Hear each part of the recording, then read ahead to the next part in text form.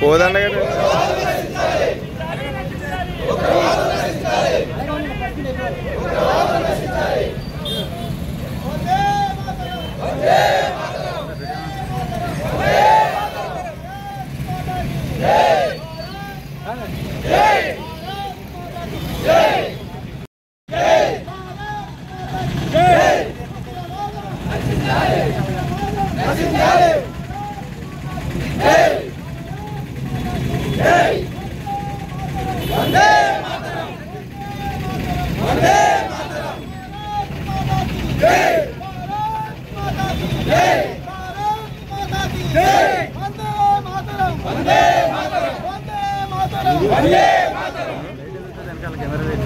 భారతీయుల ఐక్యత భారతీయుల ఐక్యత భారతీయుల ఐక్యత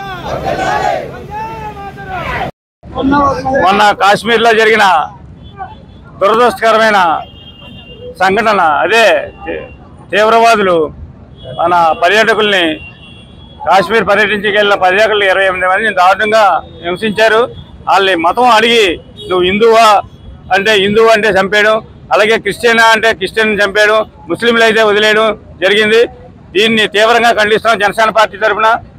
అలాగే మా పవన్ కళ్యాణ్ గారు 3 రోజులు దీన్ని సంతాప దినాలుగా ప్రకటించి 3 రోజులు నిరసన తెలపమన్నారు. మొదటి రోజు కొవ్వొత్తుల ర్యాలీ చేయమన్నారు, అది పాకిరేపేట నియోజకవర్గంలో చేసాం. తర్వాత రోజు నిన్న మౌన దీక్ష ప్రకటించమన్నారు, నిన్న కూడా మౌన దీక్ష ప్రకటించాం. ఈరోజు మానహారం చేయమన్నారు.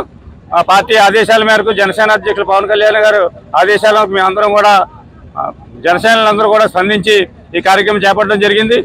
ఈ చర్యని తీవ్రంగా ఖండిస్తున్నాం. మేము ఇలాంటి చేసిన ఆ తీవ్రవాదుల్ని ఖచ్చితంగా మనల్ని ఎలా చంపారో అంతకన్నా దారుణంగా చంపాలని మోడీ గారిని మేము కోరుకుంటున్నాం.